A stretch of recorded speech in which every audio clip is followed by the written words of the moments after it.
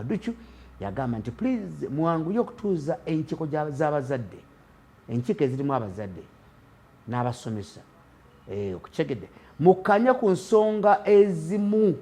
mutegeeze abazadde nti enteekateeka ziri bwe ziti. Well, welcome to the first show. Nakoze omwezi tungidde mu 17 mwezi guli mu January 2022. Nze nno wa Ssenyondo sibanzeka every other day mbeera n'omuzira nte Arafat musoke mulwadde mukosefu ali mu kiyegwa alimu ekisujjasujja nate enkuba emukubye ate bwane alabiseeko atole ku salaamu ate munafatera emboozi gwa makerenda.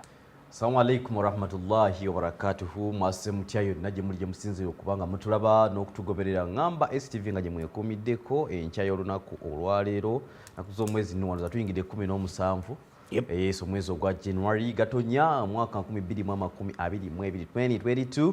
tubaniriza nnyo era tubesunga okuba tugenda kuba tubaweereza mpaka gye tunaabanga tukomekkereza programu eno era nga nesunga nnyo naddala batulabira ku mitimbagano egy'enjawulo social media nga muli ku Facebook live nga mutulaba gye streamingira okubanga tubatuusaako ebyo byonna bwepo bwana nuwanzikiriza ne kano nkayiseewo munange wekitiibwa mukulu wange mwenna bampeereza bubaka obunjozaayo z'amazaalibwa gange namwenna basiimidde ddala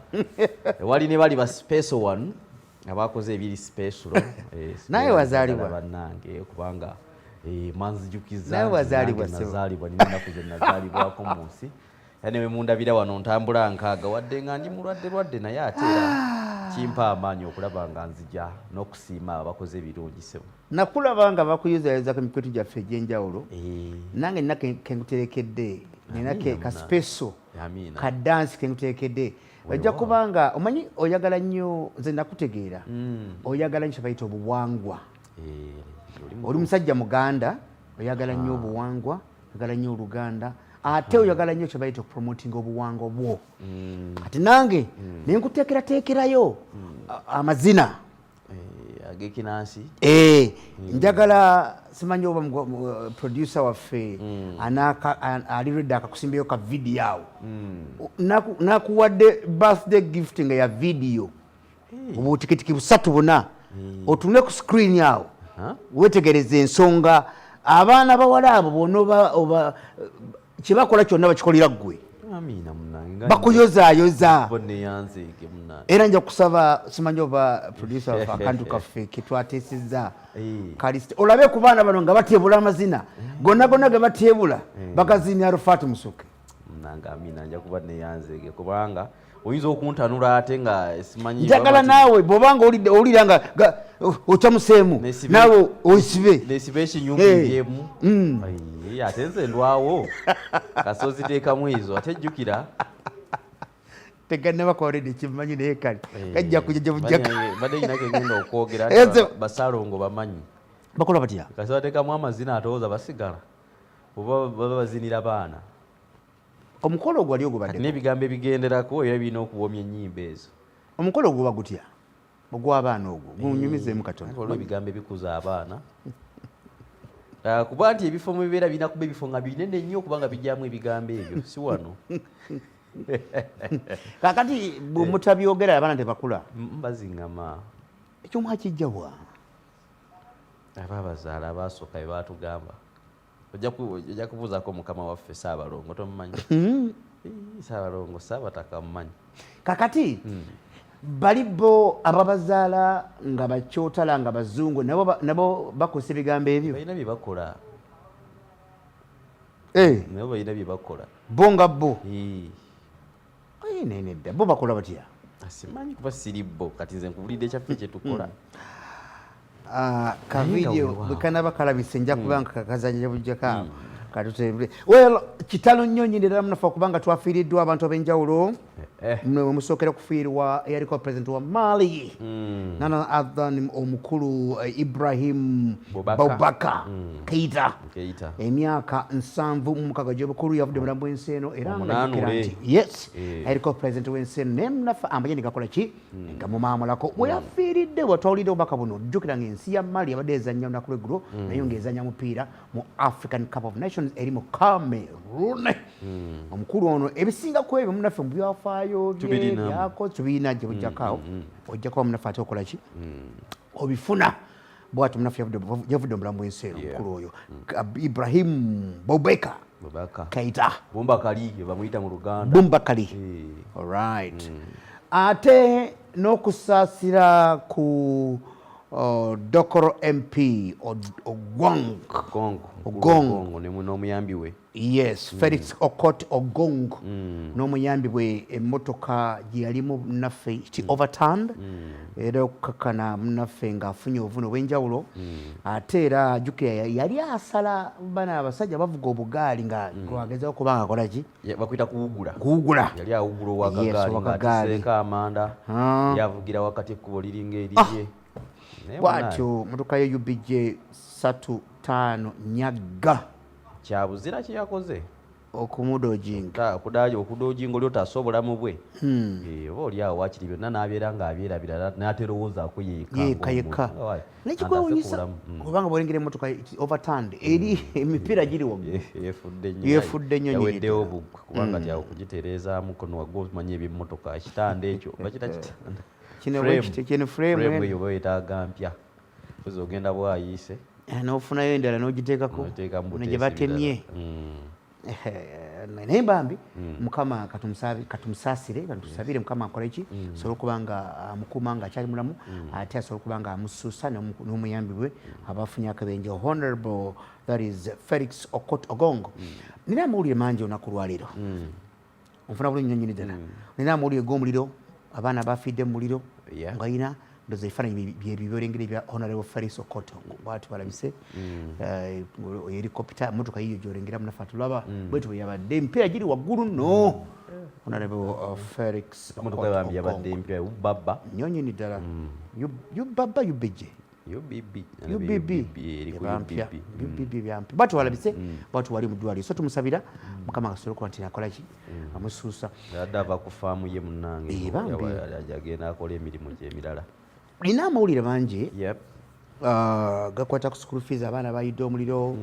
nina amawulire gakwata ku nsonga za East High zikyalanda somero eri abazadde banaakola ki ensonga zikyalanda nina amawulire ga Hima Cement omuliro gwayokyeza abantu basatu basirika bejjo nina ensonga za traffic yakubiddwa essasi omusirikale wa UPDF ensonga zikyalanda ezo police UPDF kusinzira ku Arafat Ronald Kakungu agamba nti ndo yamazeemu musubi yamyamye yakoze ekikolwa ekyo tukyalina ensonga z'amafuta kyalanda amafuta gatuuse nabadde nengera abantu wamu nga gali ku 1,200 Fort Portal saliza Fort Portal gumu bbiri nehoima gumu bbiri tebereza kati usasire wa boda ataddemu ga gumu bbiri agenda avuga mmeka ayinza oteekamu agogo si ga gumu bbiri ndize lita nnyingi wabula ndi lita emu bwemu bweti gumu bbiri kyokka kati weebuuza eyo lita agenda givugirako abantu bameka ayinza ogijjamu singi kakaaga oba 5,000 tusookere olunaku lwaleero tusookere ku bunjegeeza agudde obubenje alright obubenje bwagudde mufatuliza katusookere ku saidi za wano Kampala wano nyindi saidi z'Kawempe essomero baliyita katulabe Kibedi Day and Boarding Primary School Kawempe awo munaffe abaana baffe abasukka mu baana baffe balinga bana baasiise bwezitu muliro gwalumbye essomero lino erya Kibedi Day and Boarding Primary School Kawempe okukana abaana bafudde n'abalala abasukka mu basatu bafuna nebabuka n'ebisago ebyenjawulo saidi z'Kawempe awo kusinziira ku bakungu ab'enjawulo bagamba nti bageza kuba nga baziikiriza guno omuliro naye tebategedde ali kikola ki kyavudde kusinziira ku poliisi egamba kyali mu kunoonyereza ku muliro guno ogwayokyeza gwalumbye essomero lino erya Kibedi Day and Boarding Primary School Kawempe n'abaana baffe ne bakola ki ne basirika ne bafa abazadde bakabye bazadde bakoze batya embeera yabadde nzibu nnyo nnyini ddala era nga bolaba omukulu oyo gwe bayita Luke Owesigire yagamba nti bakyali mukola ki bakyali mukunoonyereza ate ekyali mu kunoonyerezaako kimanyi kyagambye nga poliisi banoonyereza lwakuba nti lwaki bano bayanguye ozikiriza omuliro nga tebategeezeza poliisi kubanga poliisi weyatuukidde babadde kumaze okuzikiriza nakyalo ne bannannyini ssomero nti awo poliisi oyagala okusinziira lwaki kyakoleddwa bwe kityo mwana niwawo gati bwoba ovuddeko awo era n'ekyotera bye bimu kyekimu bangera kyotera St John school kyotera nakyo kimu era nga jjukira nti eno nno naffe tulaba abantu baffe abaana muliro gwakutte naye kyotera bagamba nti no wateekeddwa okuba nga wali yakumya omuliro guno director bw'atyo bw'agamba ekyotera ye Yewagandi wateekwa kuba waliwo yavuddeko ekikola kino naye gwe ddimu n'abeera ng'alikwasa poliisi okunoonyereza ku nsonga eyo byonna byonna biri kisinza okuneraliikiriza bwe ntunudde naddala eka bwempe wano twayogerako wiiki ewedde nga twakyogerako abazadde tunafuye nnyo nnyo nnyo nnyo ddala olabye abaana bafudde P1 baana bana baana bali mu bisulo simanyi ba gavumenti tuyambe teekewo kufa kiziiro kufanga tebasobola kwerwanako tasobola mwana omuto asobola kwerwanako ati wa P1 ng'omuliro gukutte tasobola kugandi kanziro keera bambi gukasangawo ne kafiiraawo kakyebo bakanyabo naye kyetwatugamba abazadde kiki lwaki tetukyasobola kuteekawo mbeera esobola kubanga abaana bano bava ewaka ne bagenda ne basoma wakiri okutuuka ku myaka egigumyegumyemukko egisobola okuba nga girwanalwanakokko ojjukira incident yali ebudde emabegako kaawo abaana abalwana naye mulimu n'omwana omu omuzira tumujjukira naye era nali ndowooza ekyo kituwaddemuko ku kyokuyiga ekitonotono okulwana ekizibu kiba kizze golengerayo meya wekawempe Dr. Oweddembe Ssenyondo ekizibu kiba kizze kiseera ebisinga nze ndowooza nti abaana kiba kizibu nnyo okulwanalwanako naye tuteekewo nti tuddemu nzijukira emyaka giringa giweze nga 10 egiyise twafuna enjega yagwa e Buddo waliwo measures ezateekebwawo Ministry of Education ez'enjawulo kati tezikyaliwo nkujjukize tezikyaliwo waliwo amateeka ge bateeka mu masomero nti waliwo namba y'abaana balina okubeera mu dormitories number 1 fire extinguisher was number 2 abaana bennyini okubasomesa how to fight okulwanisa ebizibu bino number 3 nfuna bulungi nnyo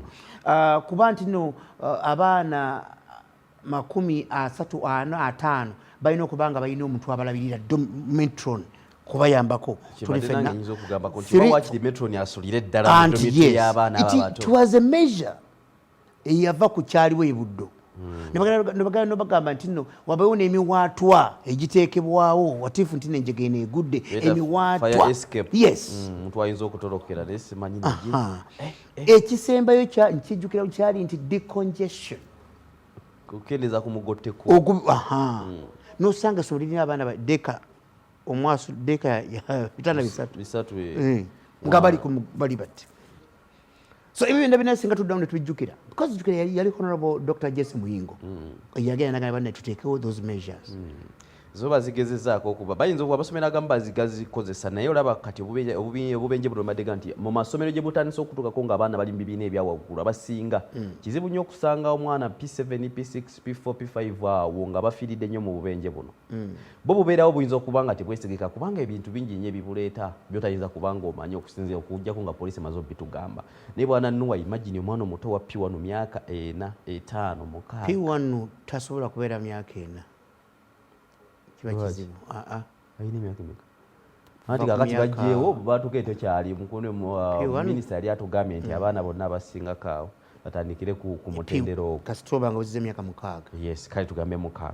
naye kakati omwana w'emyaka 6 amaanyi agajjawo agalwana ng'omuliro gubadde gukutte asobola kuba nga ayirwanako bwe tuba tusobose minisitule ebeze nkyakakasa nti obeesobodde alisi eteekewoko emyaka omwana gyanitandikiddeko genda mu kisulo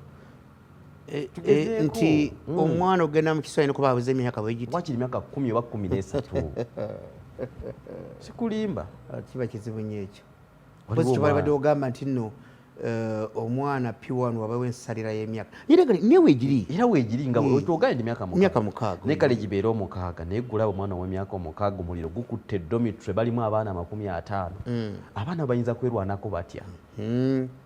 obwongo bwabwe tebutegeera wajja ayinza kuddukira ayinza okuba nga omuliro guli eno atadduka gigulya ate n'ekiziiro tukigamba obulamu bwabwe okusurvivinga ebbanga ddene kiyinza okuba nga si kyangu ekiziiro kino kibakwata mangu ne kibakosa omwana omukulu asobola okugamba nti kangende n'ebisago nguyite munfulume oba kampite mu ddirisa naye kati otunulira akaakaana akato kwe kati ondabira ddala nga kiba kibulako so era byolengera mufatula bye saidize kawempe abaana baffe tusaasira abazadde bonna bafunye ebizibu ebyo tusaasira bonna abantu abakulu abafunye ebizibu ebyo mulimu abantu abakulu abafunye ebizibu ebyo namwe munaffe mukama asobola okuba nti nabasaasira abayaba musobola kuba mudde engulu si kawempe wokko bakyoterawo kane saidize hima cement Kasese factory ekola kye bayita cement bafunye obuzibu bw'abantu basatu bwe basirise banne nalaba ebifaananyi bannange nalabyeko nanga kamu naye tuza tujja kukalagane mu TTC zaffe abamu ku abo ng'afuuse mwene. Anyway, nga bw'ogambye omu ku bo yabadde afuuse bisiriiza nga birengedde ku social media ate bannaye social media bannaye I don't know omwana akusendingera n'akisharinga be papa ayina n'okwongeramu ebibye nfudde so binaffe birengera ebyo yabadde factory ya Himasement yakutta omuliro abantu basatu ne basirika era okusinziira ku mukulu CEO bamuyita Jean Michael n'agamba nti abantu 8 bweddu babuuse n'ebisako by'amaanyi okusinziira ku yagamba nti no emu ku tanka ya oil yavuddeko obuzibu yabadde bageza okuba nga bagifikisinga mpolampola naye baako obuzibu muli nekwata kwakana ng'abantu abo basatu bafudde eri ku Himasement factory naye nagamba nti olw'obuzibu bwebafuna ne bagamba nti nti factory bakyagigadde bakyetegereza kyavudde ku ki bakitangira kyokuddamu okubaawo tulina kukola tutya how do we ensure nti omuliro teguddamu kubanga gukola ki gujja n'ensonga ezigwa mukowe ate era Katonda n'abeera ng'atuyamba nti poliisi n'abamagye bayanguye nabo ne bayambako okutaakiriza embeera olyawo ku factory erimu amafuta abantu abasatu abaafunye obuvune naawo 8 Katonda yatuyambe muwendo n'ogamba nti oba olyawo si mungi nnyo wadde yes baafudde siganye naye nkyenga nti okusinziira ku factory ng'eyo ng'erimu ebintu ebisobola okukwata ennyo omuliro ne gubeera nga gulanda tulumwa olw'abaafudde naye twebaza ne Mukama Katonda olw'okuba nti enjega eyo yakomye kwabo bokka sinzaga nti batono oba bangi naye olw'okuba nti yakomye kwabo abo osubira wali tanka z'amafuta bwana nnuwo manyi kyekiyinza okuba nga kitegeeza oyiro oyo nga yakutte abantu bayinza okuba nga bafira Mukama yatusaasidde ekitasaasaana nnyo okusingako awo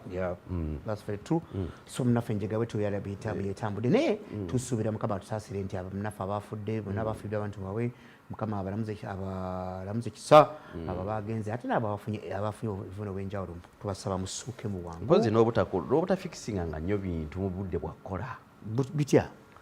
kati waliwo nabyeko ne mu kibuga kino baana abantu awamu emirimu egimu giba gigenda mu maaso bano ne bana bakanika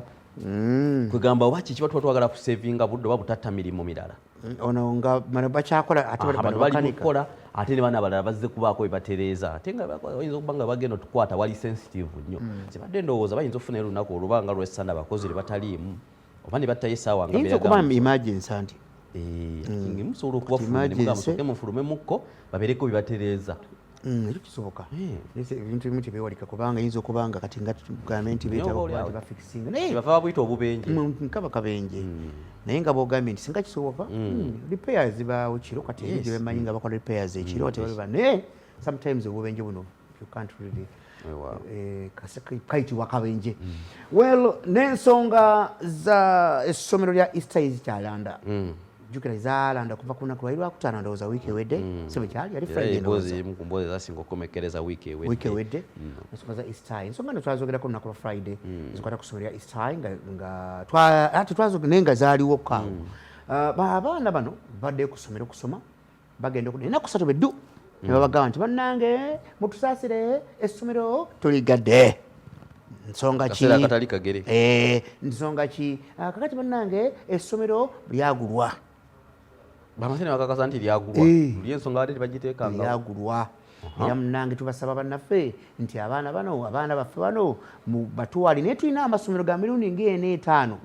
mujjayo kugenda bagabanyagabanyako yes muleme wadde okusasula kye bayita simanyi bino ebisale byakuyingira biki muyingire buyingizi mu masomero bagamenya ga mirundi ng'egyo ngena esijja kubanja kubanga wakalango akati nomunange abazadde nga bagira nga bamanya abazadde lwaki temwatugambirawo kati abaana bafe bakadde sibagenda kukola batya kati munange mutuwe sente zaffe mbu basooka ne bagaana okubawa sente zaabwe naye okusinziira ku bakungu abayingiramu kati nga nalengera mmeya w'Ennakawa mugambe yayingira mu nsonga ezo kakana nga bagani kale fine katuwawe sente zammwe nga bolengera ku screen abazadde basasula wakati okakadde kamu ne kamu 3 era nga bolengera omukulu oyo nga baddiza abazadde sente zaabwe abo abaaliwo abali basasudde sente ab'ekitundu abafuulu abaki era ne basiba layiniza olengera eyo babonera ku screen awo naye ngaekisinga okwewunyisa oba okwebuuza nti naye lwaki kino tekyakolebwa before abaana nga tebanaba kudda kusoma oyo golengerayo meya mugambe meya w'Ennakawa buli omu era kimwewuunyisa ku ssomero lino amaanyi ge libadde nalyo n'enkola yalyo mu byenjigiriza libadde erimu ku masomero agasinga okuba nga gakola bulungi. Lwaki tilibadde lirina abasomesa n'abalikulira ababadde buli omu beyeesiga nti bamaakinga ebibuuzo bali ku mutendera ogusetinga ebibuuzo n'okuba nga gubimakinga. Kyovula abazadde balyettanira nnyo kati badirectors bokka bannannyini ssomero lino kakasa nti balina experience emala mu byenjigiriza era ensobi nga zino tosuubira kubanga zibakola mukankuweyokko abantu nga babiri benneesiga bw'obanga byenjigiriza obiruddemu ng'obifolowinga omanyi omukulu gwe bayita Haji Mugagga abo nno oyo bamuyita badde wange twazirunda Haji Mugagga mu byenjigiriza omubuusabuusa bannannyini ssomero eri bonna mbamanyi bulungi mukulu Haji Waggwa omubuusabuusa kugambye abo twazirunda tuti omukyalo liyo yali wenna bisunsa Aisha Lubega kugambye bonna kati era kyobula kinneewuunyisiza nnyo okuba nti abakulembeze bali ku mutendera ng'ogwo one basobola okulemusa ne liba nga tisobola kuba nga litambula nga bwe libadde naye ekintu nga kyabanja ebiseera ebisinga olumu oyinza okutanenya abantu buli omu atuuka ekiseera nga alina endowooza eyiye ekirala abamu bakutuuka ekiseera nga bazadde ne ku baana nga n'abaana balina decision zibakola nze kindabamu si muntu waddemba okutunda ekintu ki kukitunda kitambula bulungi naye kyenjagala okugira nti they would have foreseen this one nga bukyali neriggalwa mu lockdown abandi bategeeza abazadde nti bannayekusoma kugenda kuddamu naye mugira mulinda wakyaliwo betutereeza abaana ne bafuna ebifo awalala oba ne bakola nga byebakola nti bannanga abaana tukatubagabanye asobola atayagala funa awalala naye gwe asobola abaana mwe tubasindise wano mwe tubasindise wali naye ati nekirala eriyo abaana ba candidates nga process eba mpanvumuko omwana candidate eba mpanvumuko okuddamu because candidate works with the syllabus amasomero gano syllabus ziba zanjawulo coverage ya syllabus eba yanjawulo omufuna bulungi nnyo nti oyinza okulaba nti essomero nga East High nga tuyogerako eryo bali batambuddeko bwe bati n'alyoka agenda mu ssomero ng'ate bali mabega oba bali mu maaso nkitegeera bulungi that's the problem naye kakati n'enteekateeka ze babadde balina okusinziirako ku story nga bwetambula obaoliawo okugamba nti banaleeta abayinza okulifuula eri abaana abawala essomero nazo zimu ku nteekateeka zolabyeko erimu eziyinza okuba nga zireese so waliwo kyoyinza okwekengeramukko nogamba nti obaoliawo bayagadde abaana basooke bajje baleeteyoko kasente babale okukafuna batandikirawo bongerezeko kabeereko kyekabayamba ate obaoliawo nakyo kyagudde butaka tekisoboka kyali kisoboka nze ndowooza nti oyinza ogakanteeketeeke abaana bajjemu kasente mbawumuzeeko emiwiiki singa 2 bakomewo olwedde sente zino zina kizituyambyeko biteeberezebwa twebona edda tekisoboka ekyo kubanga era oba okimanyi nti abazadde balina kukozesala akajegere tekisoboka nze ndowooza I think balina enteekateeka gye baali bagoberera gye bali bemu ndowooza bagenda okulaba nga enteekateeka tekola ki tetambulenga bweri kati ndowooza ku last nekibagwera baba yasooke tukirekere tujja kisobola well ensonga bwe zikyalana so please negeza kunoonya ku Mr. mukulu meya w'Enakawa n'atugamba nti era akeera ku ssomero n'agamba nti ajja kuba nga atusalako nakuba nkya naye era ekirungi kyazze bukyali abamu babagamba waliwo amasomero g'owulira nga ne ssente baazira dda registration w'abaana nebiki naye kino ekiba nga kyakomye ku leve eyo naku zibadde zikyali mu 10 ezisooka omwana osobola ofuna essomerera wadde kitataganyizaamukko ku bwongo bwabwe kuba nawulidde abasomesa abalajana n'abayizi ze mbadde nafuna n'omulimu gwange ne bampita nkomewo ekyo kyagenze nnyo ku gundi ku bakozi eri abakozi abaali bagenda abafumbi abasaawa n'abasomesa bennyini naye kati babayita okukola yakunoonya mirimu alright nga tulina ensonga ziringa 2 tujja kuba tubako gye twogerako saawa eddako ensonga ejja kuba ekwata ku mafuta naye before that tugende ku nsonga yaffe ekwata ku story yabaddewo over the weekend ekwata ku wakati wa omuserikale wa traffic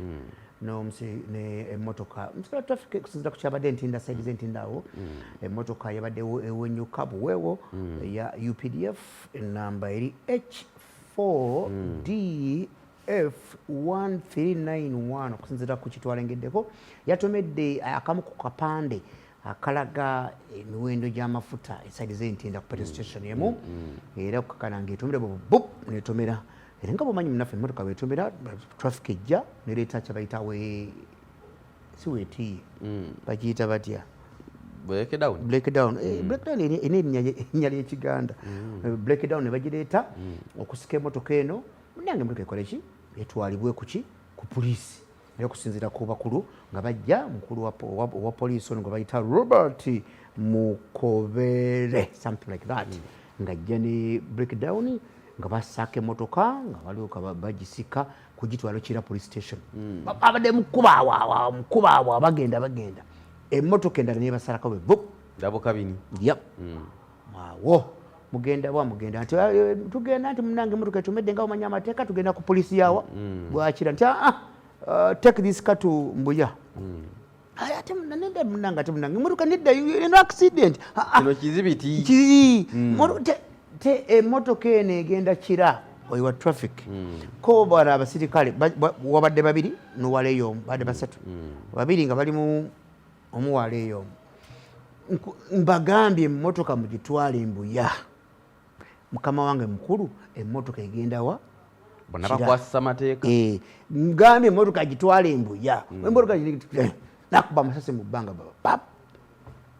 eryokubiri mbona agikuba mu luggi lwaki lwa breakdown eryoka likwata omusirikale wa traffic mu kisambi ku ludda lwa passenger co-driver kukana munaffe nga funye obuvune obw'amaanyi naddusibwa mu ddwaliro wa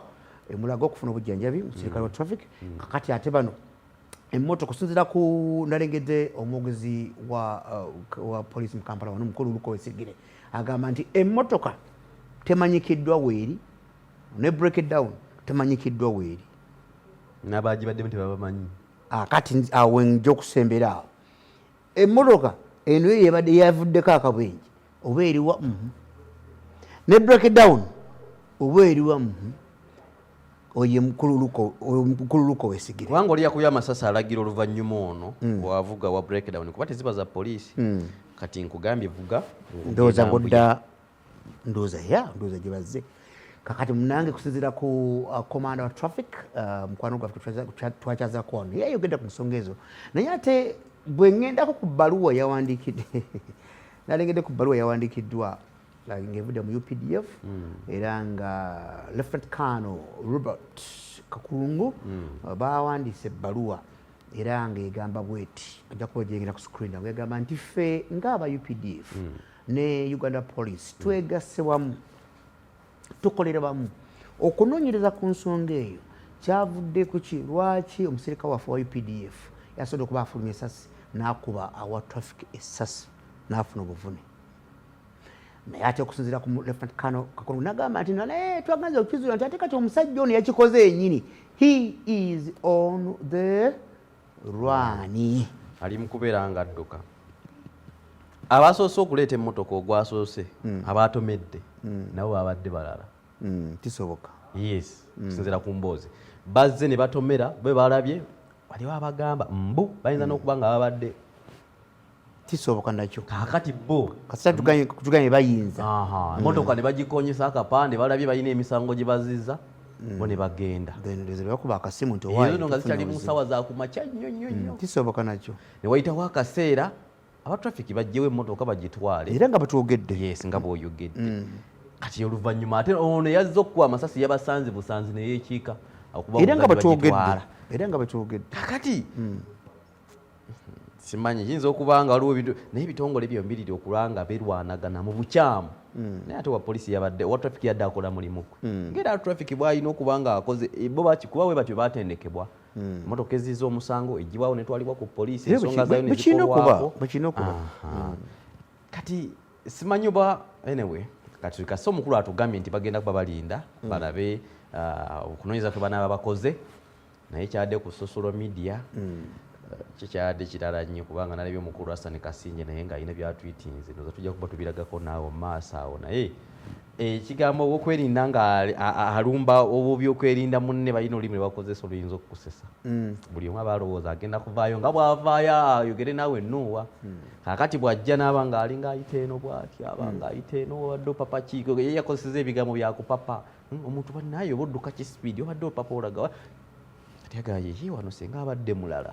singa emboozi eri wala nnyo naye abasirikale bannaye mwena muweereza ggwanga eri ono gwoza okukosa aweereza ggwanga naawe oweereza ggwanga obulumi bwayitamu naawe bw'oyitamu oyinza n'okuba nno kati gwe wa UPDF osingaku oli ofuna ku musaala wa traffic naye toyinza kwagaliza muno mbeera eyo kubanga omutwala ne mu ddwaliro sajja watu wadde bamunonye ne bamutwala nga kumpi omusayi gugenda kumuggwamu ate omukubye omulesaawo saba busabi eggwanga lino buli omu afune ku nsa. Well, nga bwolabye katulinde okunoonyereza kw'abakulu oba sitole ekya developinga tujja kuba tukuwa ate ekirala lunaku lwaleero kyemmanyi mu press conference eya poliisi tujja kuba tufuna report ate endala version endala ku nsonga eyo ekwata ku guliri eryo eryabaddewo naku eggulo over. Well, tujja kuba tuwunzika n'ensonga ekwata ku mafuta kubanga ensonga yaffe enkulu tujja kuba tufuna ku simu gye bujjako awo munafa tulaba today kaseerako kuba nti nno oyogera ku nsonga y'amafuta lunaku lwaleero mu ssaawa yaffe eddako ya hot seat. Najja kuba tukubuuza ekibuuzo nti biki ebirina okukolebwa ensi yaffe Uganda okuddamu okutangira ebbeeyi y'amafuta okukaalumuka n'okunaawuka. Where is the problem? Tulina kukola ki okutaakiriza eriyo abagamba tulina okuzimba oil refinery, eriyo abagamba tulina amafuta, eriyo abagamba nti enteekateeka nkyamu, eriyo abagamba nti gavumenti yaffe tebirabirawo, eriyo abagamba nti gwe mukulaba tulina kukola ki okuba nga tutaakiriza tuddamu okutu. I mean, it doesn't happen again. Tekiddamu kubaawo eggwanga lya Lebanoni omwezi nga gumwe mabega lyamazeeko ennaku mu kibululu amafuta ekizikiza nga tebalina kubanga bakozesa generators embeera yabaddeawo nga sinyangu okumala akaseera ne bagwa mu bwavu amafuta gano golaba gaditamininga kinene nnyo ku ekonomeza ensi. Naffe tufunenga generators zibeere ku standby oba tufunenga sola nga bwe nalengedde era nagagenda mu gyetana kugatuuka ne gaggwawo awo. Lunaku lw'eggulo twalengedde munaffe atuliza gavumenti egamba nti don't panic because of fuel prices. Lwaki gavumenti egamba nti niwabadde obuzibu ku boda saidi zawa esaidi za Malaba alright nga bannaffe balina okuba nga baleeta amafuta ne bannaffe abavuga emmotoka ezo ezaki ezeeta amafuta jukira babadde balina okuba bakeberebwa COVID-19 bo nga bagamba nti tuvudde eri batukebedde COVID-19 ali tuzendo saidi ya Uganda batukebera ate tuddemu tusasule sente no kati ne wavaawo akasika oba kibayita obutakanya wakati w'abakungu abo ne gavumenti yaffe ya Uganda naye nga jjukira nti saidi za Malaba ne saidi za Busia obadde obuzibu obwo nga over trucks ezisukka mu 1,400 tebereza 1,400 ziri ku saidi ya Kenya zisimbirwa kasota zona za mafuta zireeta mafuta muno kukakana meeting ya today wakati w'abakulu bekikwatako era nkusinzira ku Honorable Dr. Ruth Nankabirwa Minister akwataganya ensonga zaki za Minister of Energy and Mineral Development n'agamba nti bakanyiza abakulu bano bakola ki bajje era okusinzira yesterday zaali zijja nga ziri mu kasoobo era nga mpanvu nnyo nga ziyingidde mu Uganda kilometers nga 45 ziyingidde mu Uganda naye nga bambi baddereevu bali mu kukaaba amaziga bagamba nti maze ennaku 5 sinaaba n'okulya sobola kulya kubanga nti omunanga ati n'agenda wa baddereeva baagala nnyo okunaaba sajja ennaku 5 tonaaba oli mu moto amujugala abeeramu talina tani boy nfuna bulungi nnyo kitava na tani boy zireeta amafuta tebamu tani boy z'amafuta ekyo kyabulabe si kyabulabe ssebo tani boy aba mugaso ki andi ono waayinza okufuna obuzibu nedda ssebo era bwefuna communication ebaawo emmotoka zibaamu negumu ne tracking device zifuna ebizibu naye tracking device ne buli kyokka kyonna baba bakiraba ku mmotoka ezirisa amafuta bazikuba ebigo agenda ekikuba ebigo nga amafuta maze gatuuka ekyo kyange bagakama ako kange naye okusinzira gavumenti egamba nti embeera egenda kudda mu nteeko jjukira nti lita muganda wange 5,000 6 7 8 mutwalo. Minisita Dr. Ruth Nankabirwa yagambye nti kimenya mateeka eriyo petrol stations ezimu zibadde ziwanika 5,000 olabira awanise 10,000 awoleka emiwendo awo 6 7 nga bolengera awo kyolengera awo naye bwojja wano ku pampu ng'omwana ga nti muda pampu wano ng'oleese emmotoka nawe nabasanzeeko emakinjawo awo mu nkulunga awo oda ziri awo bono yabadde asazeeko bambi balo 10 ndowooza yajeemu bujja naye nga ziri awo okitegedde naye emmotoka ezisinga za bikampuni z'amakampuni g'amafuta ezibadde tetusuubira ezigenda okuba nga zijja of course era kyemmanyi nti okuva emalabo tuuka e Kampala kiyinza kumutwala nnaku 3 alisi lunaku nga lumu n'ekitundu ekinene ennyo kakati nga kasandooza tunaatuukira sabbiiti eno okugimalako oba oliawo embeera ejja kuba ate nekira zivuga misana nekiro pozi nga waliwo ebinaazeetaagisa okukiryalinga ennakawo oba wawawawaawo naye oba tewaabeewo nnyo bizirobera kijja kutwangwira. Waliwo omukulu Solomon Kyatuki yatunnyonnyoddeko lwe twamukyazaako wano naddala mu nsi ezo ezikuŋŋaanya ezirina amaterekero g'amafuta agawerako ddala kyoyinza okuyita reserves zaali zafunamu nazo okusomoozebwako olwa COVID-19 ono nga bagamba nti zaali olw'okuba nti zamala ebbanga nga tebakyasima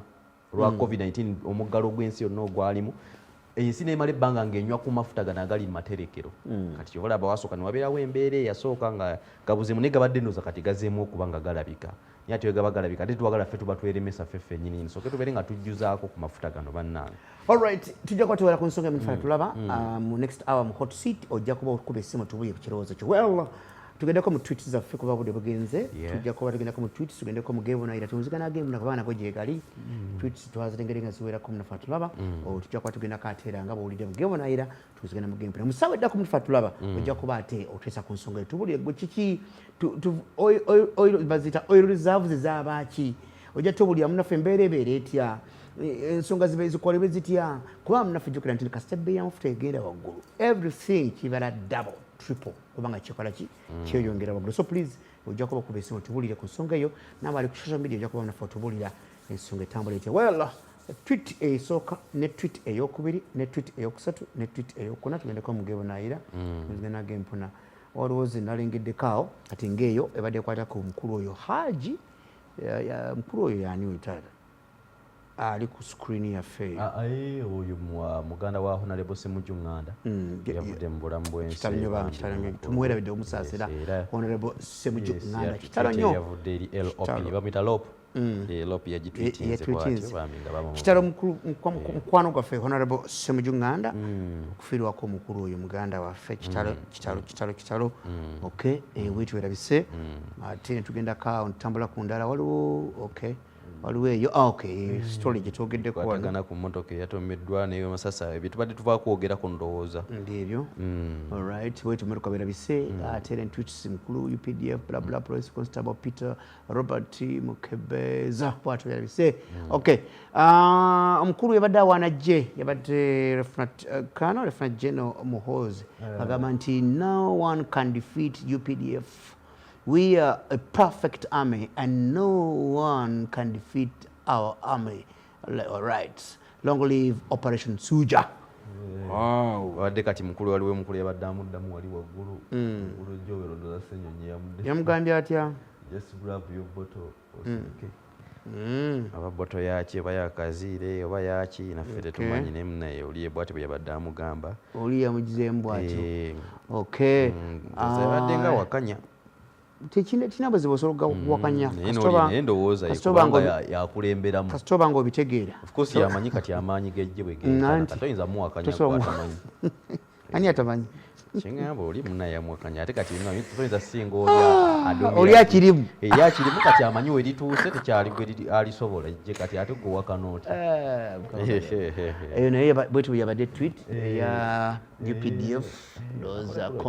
yabadde yebaza Commander in Chief okubanga yakulembedde singa simanyi ga Commander in Chief singa ejjesi lyamaanyi lya UPDF Saabalwanyi Saabalwanyi badde amwogerako awo. Alright, tweet eneesemba oba tugendeko mu geebonayira neesembayo twolekera ageebonayira kubanga nago mangi nnyo mukulu Kasinje gyeyogeddeko yiyo. Someone shot a traffic officer on Kira Road following a minor accident this morning. What awaits such a rush? Negligent yandi bwe bityo waliwo ne artist wuuyo ndowooza omulengerako lutimba mwana yasiize ekifaananyi oyinza okuloza muntu ddala kumbe ekifaananyi kisiige kati bw'osanga bano abasajja bano abanguya ebigambo osanga kigambo akigamba ebigambo ekifaananyi kigamba ebigambo abasajja babasiizaawo balaba kye nabayigako kimu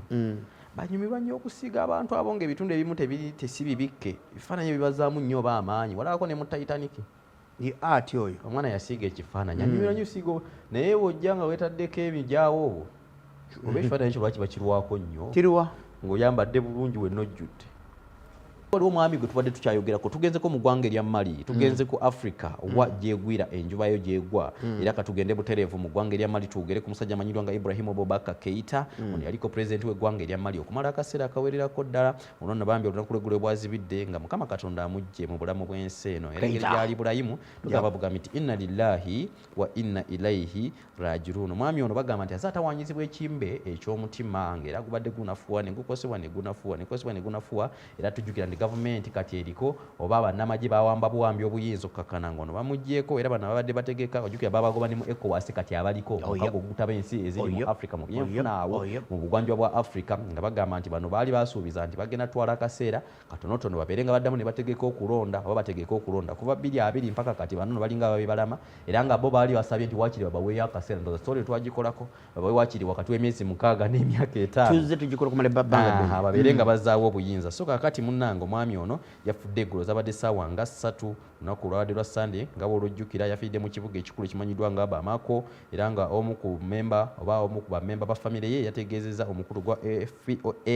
AFP nti oba oliawo omukulu namaze okubanga ava mu bulamu bw'ensi eno yafugako eggwanga lye lya Mali okumala emyaka 7 mulambirira mpaka omwaka ogwa 2020 we yabeera nga akunkumulwa omukono mu kibya era kakati neggwanga lyo liri mu butabanguko bw'amaanyi ennyo so nga embeera ye mbalimu kubanga babonaabona n'amaziga n'ennyiike olw'okuba nti omukulembeze w'eggwanga lino yabadde nga ava mu bulamu jjukire 10 terikyawo omu munnange awo tukyaliwo tunzikana agempuna ku kale tugenda wunzikana agempuna nga mu ggwanga erya Kenya ke tugenda okusembayoko ekirime kya ovacado kiba kiri eyo kya ttunzo okamala obukamazi era nga batugamba Kenya boyina ensigo za avocado ono bofuna ssente empitirivu ati no kino kitadde abalimi mu katu n'okubanga bali mu kubanga essaawa eno basula batunula nga bakukuna ddenga lumonde mu kikata batugamba nti bano balina okubanga bafuba nnyo okulaba nga bakuuma nnyo avocado waabwe eno kubanga ali ku watunzi nnyo mu nsi ezoolyaku ddala naddala mu Bulaayi eyo era bafunye ssente mpitirivu nnyo tugamba kumpi omuntu asobola okufuna dola eziri mu 600 oba nga ze paundi za Bungereza nga 405 nga zijja mu kirime kino ekya avocado era munnange simanyi ffe kye tulina wano kubanga tutandika okubanga tulima avocado no naye ababbi bali e Kenya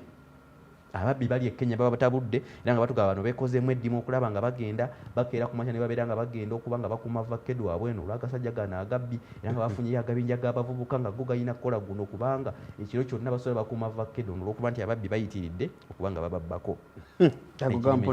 ago nno gampula kati nsembyayo agempuna gamu waliwo omwana omuwala kagw'ensonyi era ali mu ggwanga lya Kenya version 2 eyagempuna ago gwinza okugafula agempuna naye ate katukwatako nnyo n'ebyobulimi kati tugatwalira awo kakati mu Kenya bali mu kubanga banoonya omwana omuwala ono ne yabamazeeko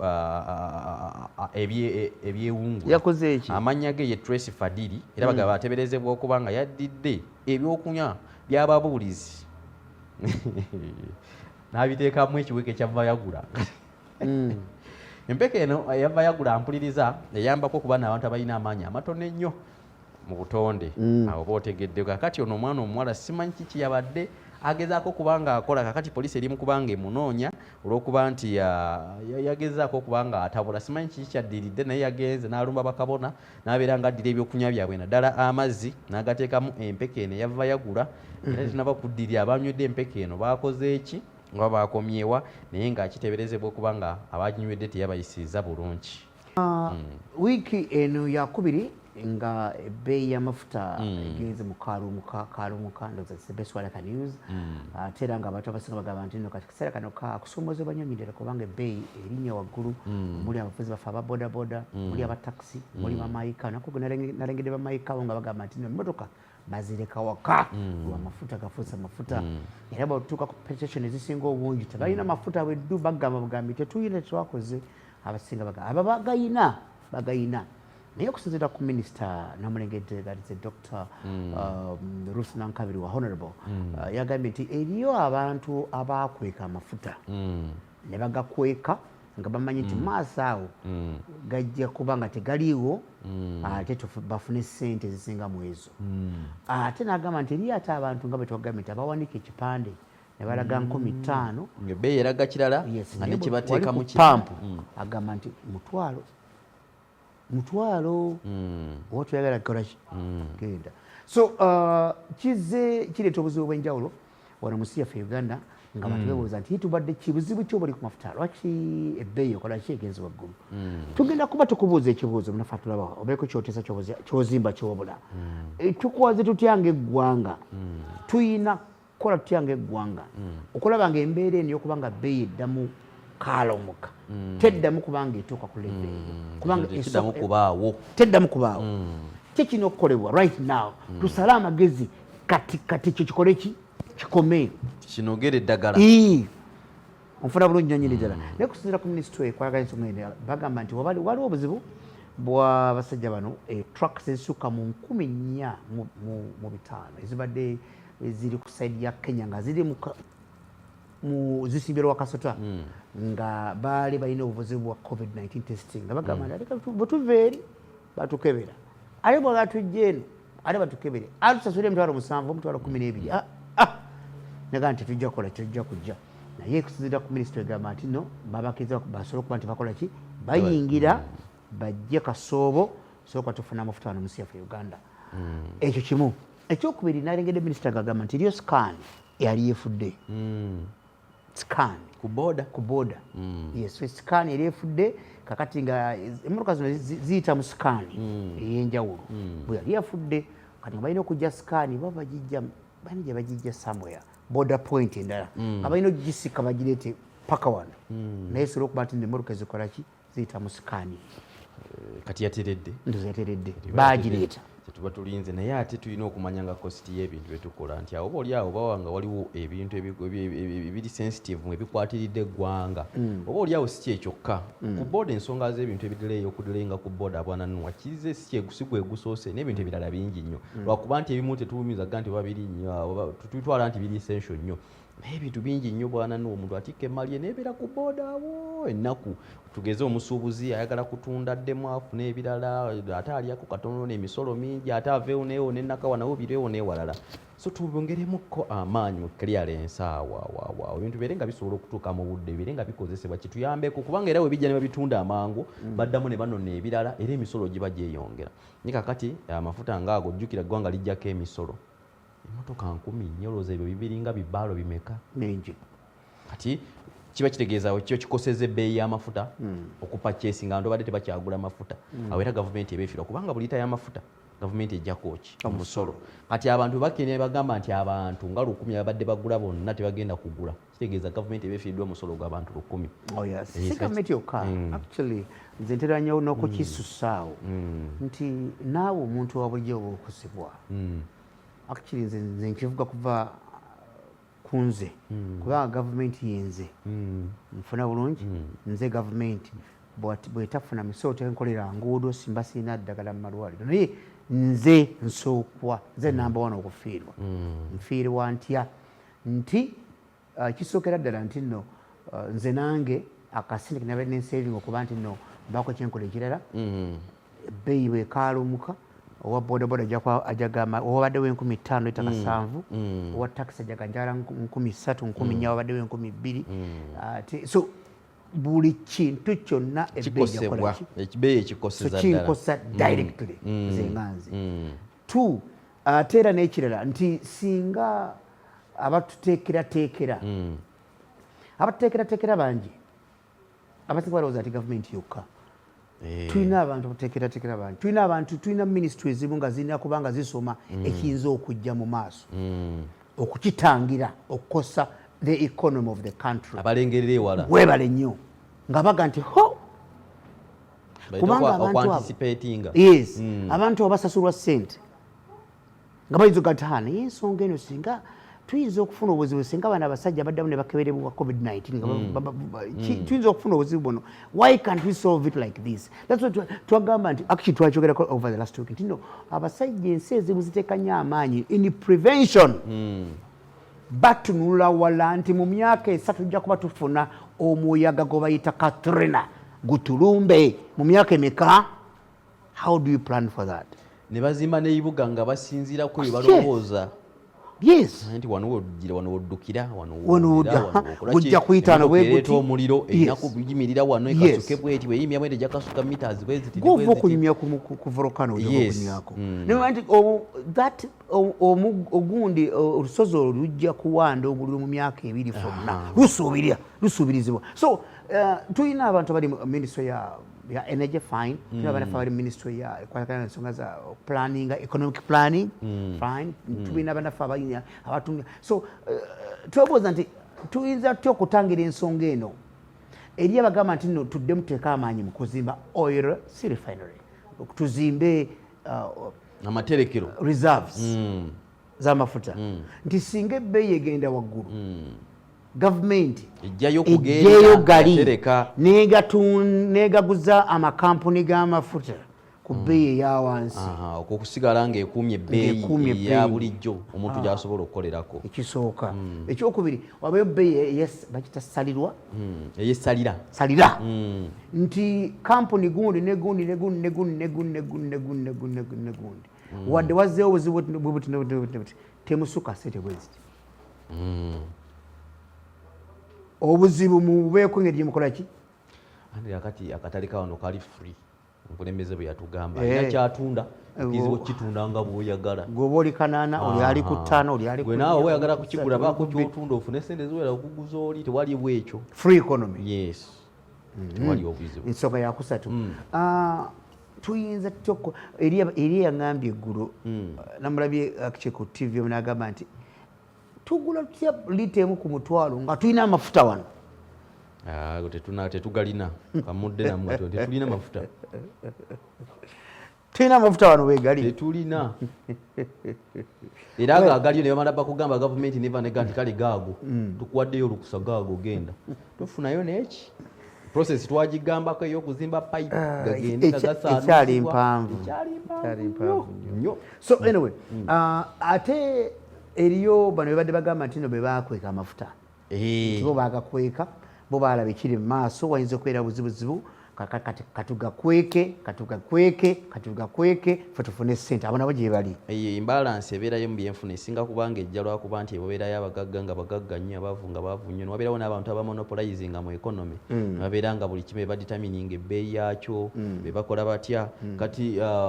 wabeerawo akatale ako nga bizinesi erimu abantu bangi nnyo nga basinga percentage ennyingi ku byenfuna ebyo n'ensobolegana yaabwe basobola bulungi okwekobaana mu kwekobaana ne babeerako kyebakweka oba nga balina kyebagala okutagetinga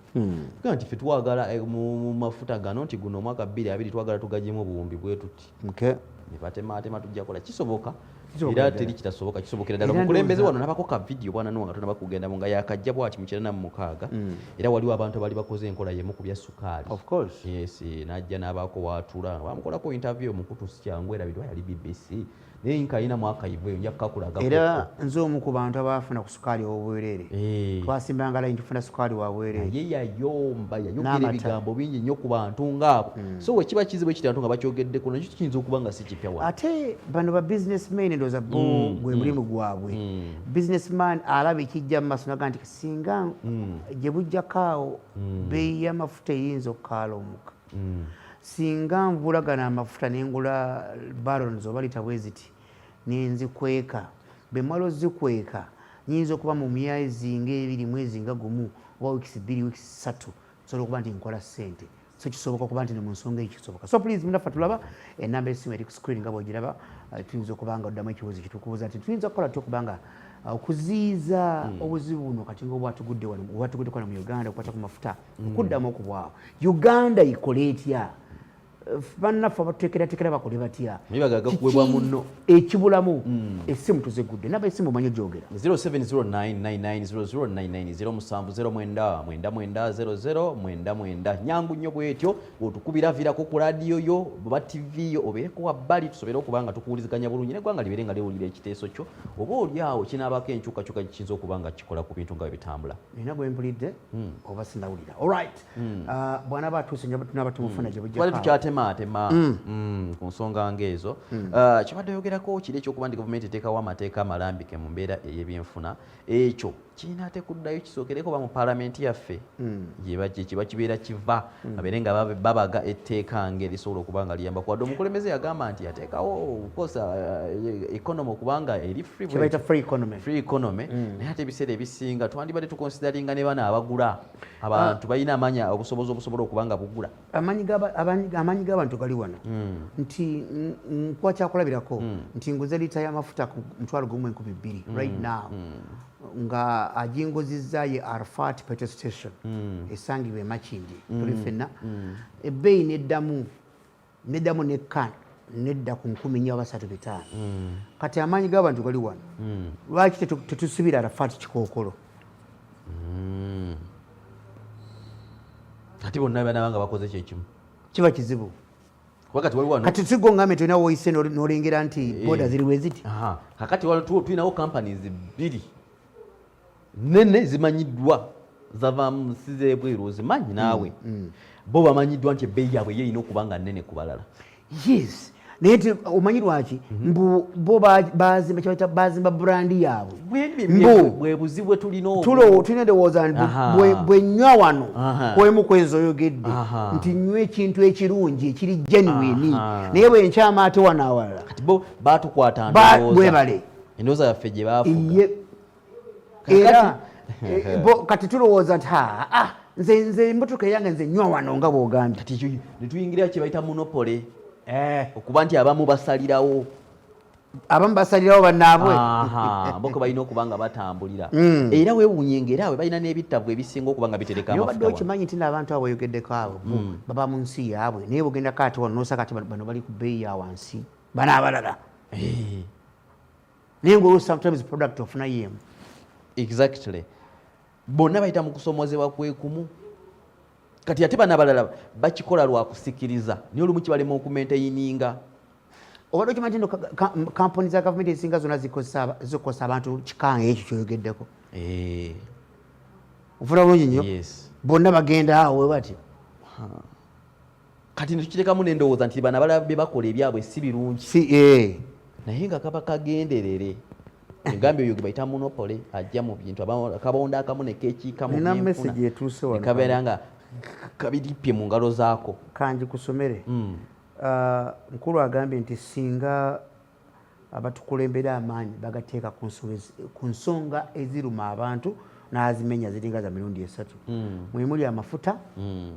mwemuli amalwaliro n'amasomero ebyamafuta amalwaliro amasomero n'enguudo kati tubyawule tudde ku mafuta ne infrastructures biri babigatta eyo buli gavumenti buli kisanja kyejjako naddala etubaddeko ebbanga gye tukyaliwo gye tukyagoberera essira kwesinga okubanga eriteeka era budget ne zibeera nga zifuluma naye obuzibu bwe tulina okuteekesa mu nkola n'okulondoola wokka wali obuzibu abalondoola tulinamu obukiiko obw'enjawulo paalamenti lukiiko lw'eggwanga olulondoola zino ssente kubanga bwe bayisa n'okuyisa ono akubuuza nagamba nti no ministry akwasaka ensonga z'ebyobulamu ekyo teyakirabirawo nti kirireeta obuzibu ekyokugamba nti abantu abajja abaleeta amafuta ago balina okuddamu okukebererwa covid-19 nga batuuse mu saidi ya Uganda teyakirabirawo nti no bayinza okuba nga bayinza okukigaana nokiremesa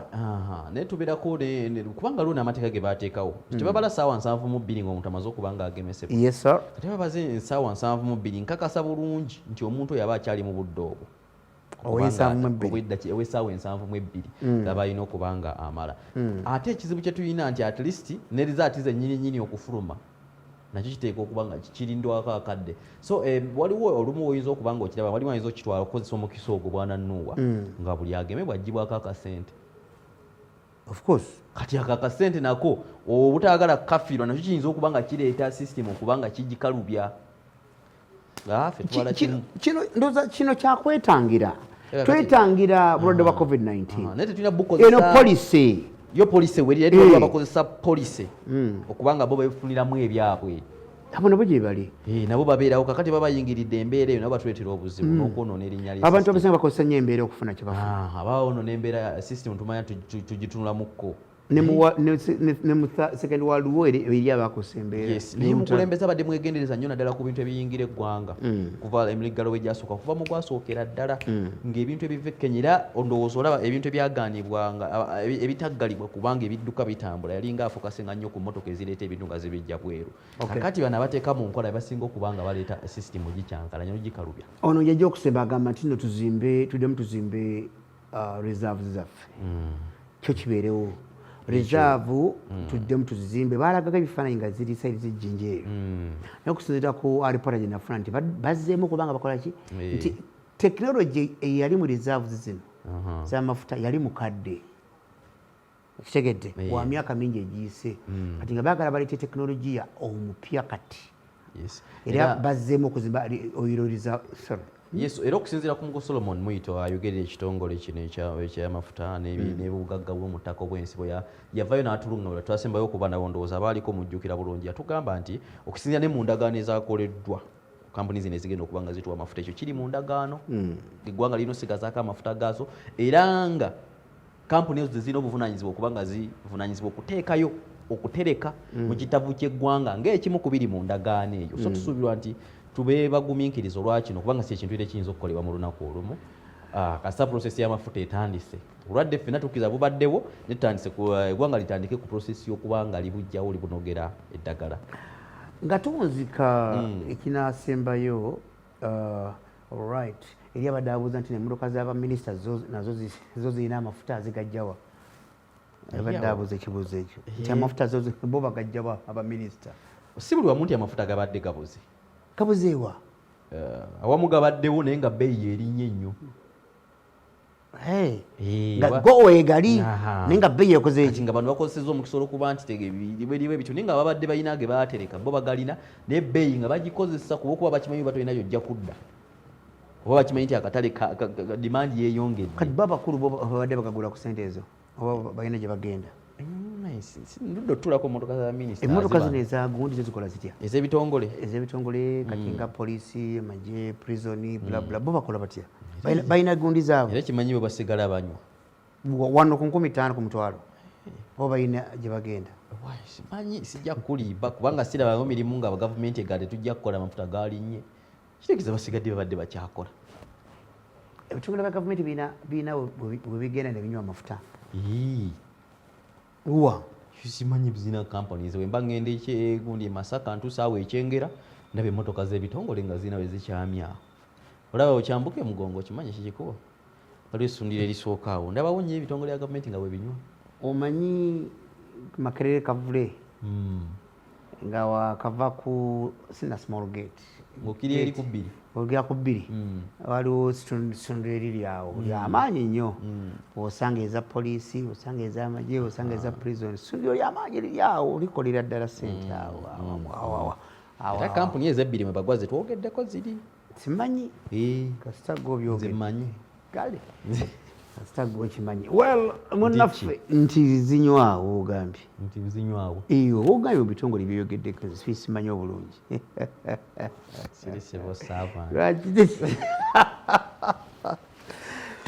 tuwuzikane kano kendasomyeko wano twogedde ku sente right what if wiiki eggwako ng'ekizibu kikyaliwo era tulina kulinda kiri kye baatugambye abantu banaasobola okutambula kigenda tukosa era kyatukoseza dde already naye solution kati gye tulinawo eso tewaliwo ndala kyakubiri obadde okimanyi nti gazzi galinnya okumala ebbanga eriwerako naye nga tegatuukako ku gundi tegatuukaawo naye ate ejjukira twakyazaako mukulu kuva mu taxi mukulu Rashid Sekindi yatugamba nti n'ekyamafuta kibakosa era bikosi bakosa ddala ate tekikosa bo nga kibaddewo okumala ebbanga eriwerako kijjira ddala ku ggwe anti of course kijja ku kati end result gwe Medi wali anvuga wa boda buli kaseera agamba muzeeyi munnanga ate katomanya amafuta galinnye nga golugendo wali wamugamba nti oba ontwala ennaka wanja kuwa mutwalo oba ontwala wali nja kuwa 5 naye era naye musajja wattu anoonya bwakikugamba ate ekisinga okuleeta ekizibu nti twakwata kikwate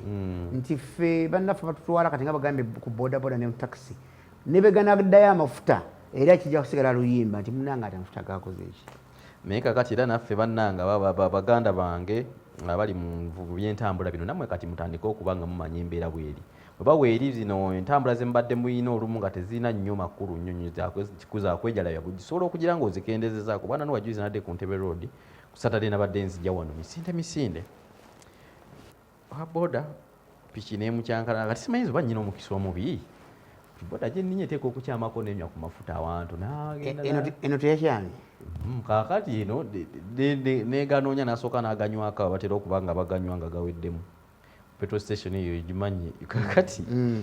netugenda nemuga naye okoze ensobi amafuta gano ogafunye okimanyi tegakyalabika ate era siroze mu nsobi yemu era onywedde yakutte 10 zeyataddemu temugamba singa aye no badde manyi nti anywedde kano kebanywamu kano akokukwata piki ne bagikola bati ako kembadde nkugamba keyasoosa onywa kano we kati nagiwunzika kati keyasoosa okunywa netumana tweyongereyo weyadde alina okunywa kati ate weyanywedde yatuuse weyanyweddewo 10 oba 5 nemuganda wandibadde oteramu ddala wakiri newegandibadde nga gebiti kuba kati bwe ganaddamu ate ne gakuggwako era si lutuuka we gataliyo naakola otya naye yasigadde ngamba kyongamba no kituufu naye nga tugenda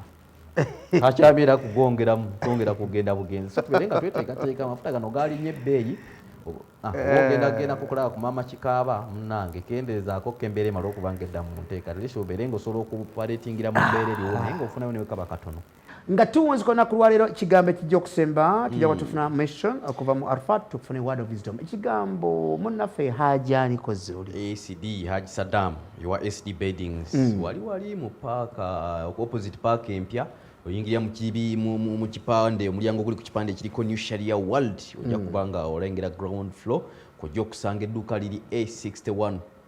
block A kujja okubanga osanga osifune emifaliso blankets obutimba bw'enseri pillows curtains buli kintu kyonna kyoyagala nga kikwatagana na buliri oba kikwatagana na bintu bya mu kisenge Haji ACD Beddings wali akugamba nti yabireetedde ddala so noyiza n'okugendera waliko City Shopping Mall edduuka 289 opposite ABC n'engulu eri ku Kisenyi bus terminal opposite Taos bus terminal akugamba nti yaleese bulungi nnyo ebintu ebirawo omugamba nti wabadde ku STV ng'olaba show ng'eno yes ajja kugamba nti eggwe nkusaliddeko ebitundu 3 ku buli 100 kitegeeza ekyakakadde ofuna ku 7 eky'ekumi okisobola okifuna ku 7,000 obeera nga ogenda obeere nga omweyungako oba obeere nga omusaba kyoyagala kyonna ebintu yabireese dda okuva mu nsi ez'enjawulo n'ebibuga eby'enjawulo nga Dubai okuva mu ggwanga erya India okuva mu ggwanga erya Turkey n'ensi endala nnyingi nnyo ate ng'ebisinga bibeerako ddala amannya ge gennyini nti kino okigulire ddala mu SD oba ACD Beddings so be bantu bafaabo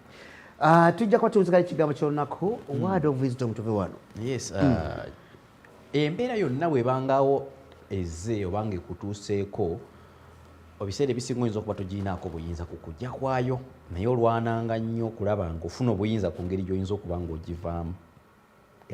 toyina buyinza ku ngeri ki embeera gyezzeemu naye oyina obuyinza n'amaanyi ku ngeri ki gy'oyinza okuba nga ova mu mbeera eyo kyekikuyisa omuvumu kyekikuyisa omusajja kyekikuyisa omuwanguzi kyekikuyisa omulwanyi kuloonya butya bw'ofikisinganga ebintu nga bibeera bizze